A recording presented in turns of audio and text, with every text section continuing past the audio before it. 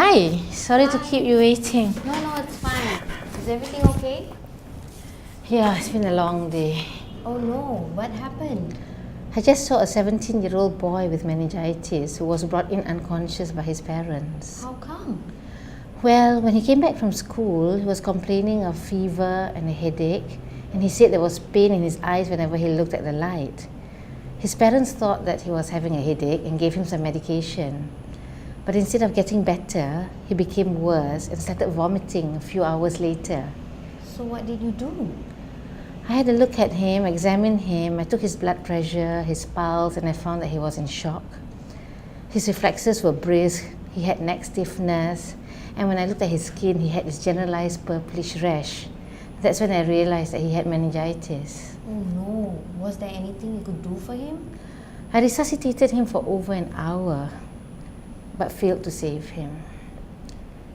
His parents were devastated at having to say goodbye to their only son. It was really a heartbreaking moment. That is so sad. What's even more tragic is you could have prevented meningitis by vaccination. I've heard about meningitis before, but what exactly is it? Well, meningitis is the inflammation of the lining of the brain. It's normally caused by viruses or bacteria. Bacterial meningitis is potentially life-threatening. It can cause brain damage, hearing loss, visual loss, epilepsy, and death can even occur within 24 hours of contracting it. So how does meningitis spread? Meningitis is spread from person to person. A person carrying the bacteria may sneeze and cough, and the bacteria is then carried in the airborne droplets who need to be inhaled by another person who will then go on to contract the disease.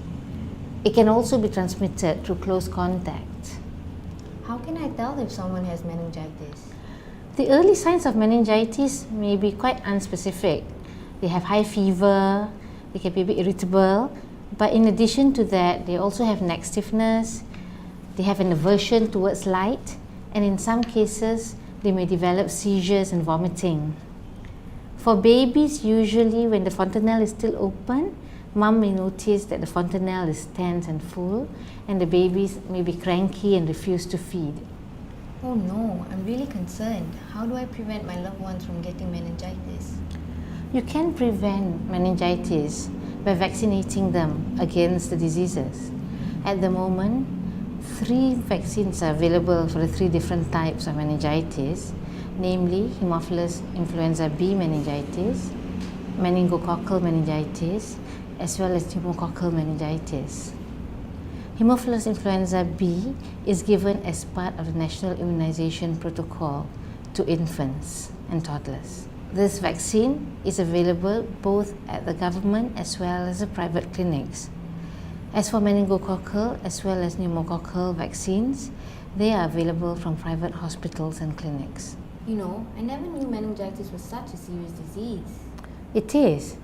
It can cause severe disabilities, it is crippling, and it can even cause death, causing you to lose your loved ones. I think it's worthwhile taking some time to read up a bit more about this condition. Shall we?